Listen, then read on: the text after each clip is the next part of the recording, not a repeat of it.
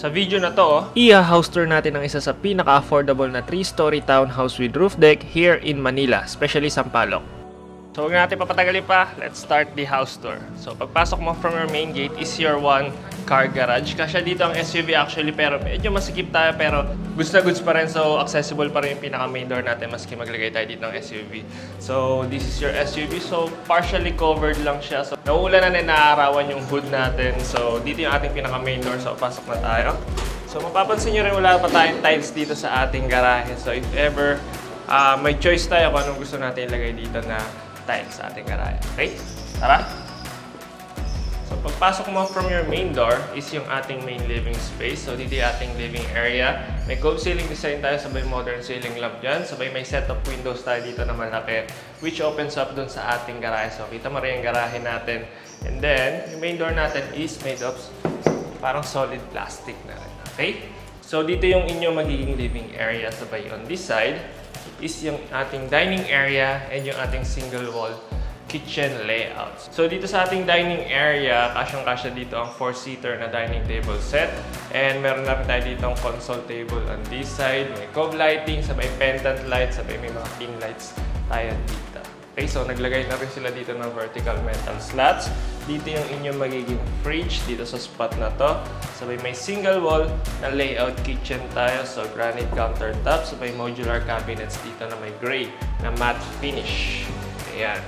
Okay, so if ever dito ka na rin magbubutas or maski hindi ka na magbutas dito ng cooktop since katabing-katabi niya lang dito yung ating service area. So mas okay kung dito ka na lang rin magluluto. Dito ka na lang rin mag-setup ng ating dirty kitchen. Sabay yun. Pinto rin dito. So, itong pinto na to opens up dito sa ating service area or yung ating dirty kitchen. Kung mapapansin nyo, wala rin siyang tiles. So, may choice rin tayo kung ano gusto natin ilagay dito ng tiles. And open siya dito. So, if ever magkalagay ka pa ng bubong dito or pwede naman hindi na. Kung gusto nyong open lang yung pinaka-vibes dito sa likod natin. Pero siguro mas okay kung maglalagay ka maski bubong lang dito para at least covered yung lutuan natin dito. Tsaka yung laundry area natin. Okay? So, dito naman sa part na to is yung ating powder room. Meron tayo dito floating cabinet design. Ayan. Diba? Floating cabinet design. Vessel sink. Sabay maglagay ka na lang rin siguro dito ng vanity mirror. Goods na rin. So, meron tayo dito ceramic tiles dito. Glossy. Sabay dito may parang stone tile na cladding. Okay, so, ito yung ating pinaka-toilet. Okay, now tapos na tayo din sa ating main living space. Akit na tayo din sa second floor natin para sa mga bedrooms. Tara! Dito sa second floor natin, meron tayo ditong open space. So, perfect na perfect to if gagawin nyo itong family area. So, sa baba yung ating pinaka-formal living area. Dito yung ating family area. Meron tayong balcony dito, pero dito, set of windows dito. Then, dito yung access natin. Meron tayo dito casement door na may glass panel. Ayan. Opens up sa ating balcony. So, overlooking siya sa street natin sa harap. Okay, so yung ceiling natin, may modern ceiling lang tayo dito. So, if ever, dito yung inyong magiging sofa set na naman. Sabay dito yung ating magiging entertainment. Puro ko pinaka ng pinaka. So, dito yung ating magiging family area. Dito yung inyong magiging sofa set. Sabay dito yung ating media wall. Okay? So, tara! So, staircase natin packet doon sa ating bedroom, sabay may roof deck pa tayo doon sa ating 4th floor. So, this is our bedroom number 1. Modern ceiling lamp, pin lights, and you have this much space. So, saktong-sakto lang siguro dito ang queen size bed sabay side table sa isang side. I don't think magkakasya pa yung dalawa. Pero meron tayong wood tile finish dito sa ating flooring. And then, may ensuite toilet and bath tayo dito. May granite vanity countertop tayo. Vessel sink sabay sa harap natin. Meron na rin tayong only window dyan. Dalawa na bubuksan. Tinted na rin and may vanity cabinet tayo dito. And dito sa side na to is yung ating shower space. May stone tile cladding tayo dito na finish.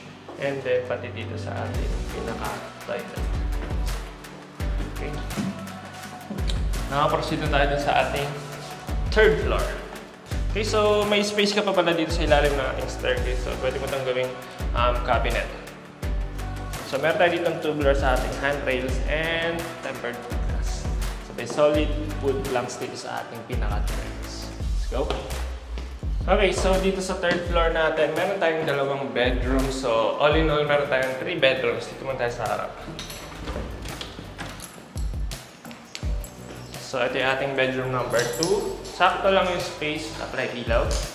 Ayan. So, dito medyo mas maluwag kaysa sa baba. So, queen size bed tapos sure na dalawang side table, kasyang-kasya yan. And then, may ensuite toilet and bath tayo on this side. Ayan, so may wall-mounted sink. Yung toilet natin, medyo masikip, right? Yan. Okay naman, hindi pa rin naman tumatama yung tuhod natin. So, dito yung ating shower area. Stone type cladding, may provision para sa heater. I think lahat ng CR natin may provision para sa heater. Nakapatay mga ilaw. So, may owning window tayo on this side. Sabay, you also have your own balcony on this side. Okay. So, next up,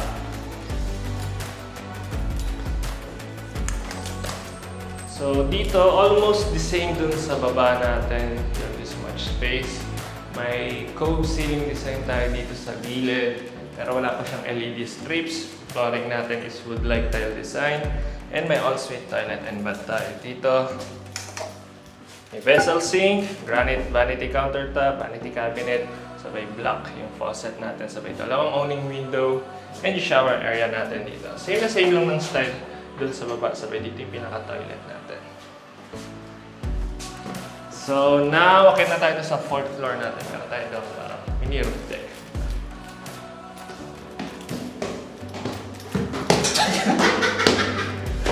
Saya mo! So dito sa 4th floor natin is yung ating roof deck.